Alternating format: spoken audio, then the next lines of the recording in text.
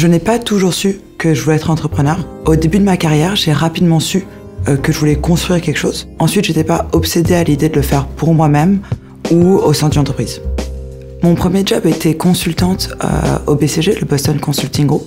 J'étais spécialisée en private equity et je travaillais principalement sur des acquisitions. Ce qui m'a attirée dans la fintech, c'est plusieurs choses. Premièrement, c'est un secteur où il est très dur de faire des choses simples, et ça, je trouve ça assez intéressant. Deuxième, c'est qu'il y a une opportunité vraiment d'optimiser sous contrainte. Et le troisième, c'est que c'est un secteur qui est extrêmement porteur et finalement qui touche les gens à plein d'endroits dans leur vie.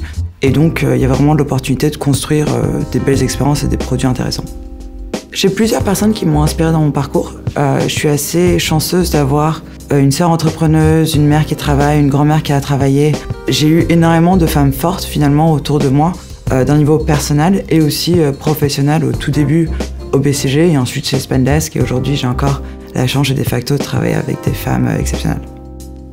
Un tournant dans ma carrière était, je pense, mon arrivée chez Spendesk. En conseil, finalement, on travaille vraiment dans l'urgence, mais il n'y a pas la notion de snooze où c'est un problème pour futur moi. Et en fait, quand on arrive en start-up, tout est un problème, tout est un feu, et il faut savoir prioriser. Et je pense que c'est le truc que j'ai appris très rapidement en start-up, qui ensuite m'a permis aujourd'hui de monter ma boîte, quoi. Mon premier challenge, c'est quand je suis arrivée en conseil, j'étais très timide. Donc typiquement, ce genre de vidéo, je l'aurais pas faite. Et je n'osais pas finalement parler en meeting, je n'osais pas me présenter. Et mon boss m'a dit, c'est important de dire 3 choses. Mon manager m'a dit, juste dis 3 choses. Et en fait, j'ai réalisé à ce moment-là que peu importe le problème, ça se règle souvent avec des choses simples et il faut juste les faire. Et donc, j'ai un peu gardé cette approche de problème pseudo-compliqué et solutions simples. Mon style de leadership ou de management est très tourné autour de l'autonomie des gens, de la transparence, et je cherche au maximum à responsabiliser les gens avec qui je travaille.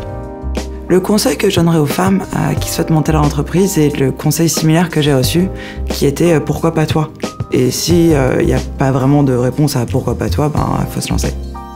Le succès pour moi, c'est beaucoup plus autour des relations que j'ai construites, des opportunités qui ont été amenées, que de succès de levée de fonds, de métriques ou d'autres choses.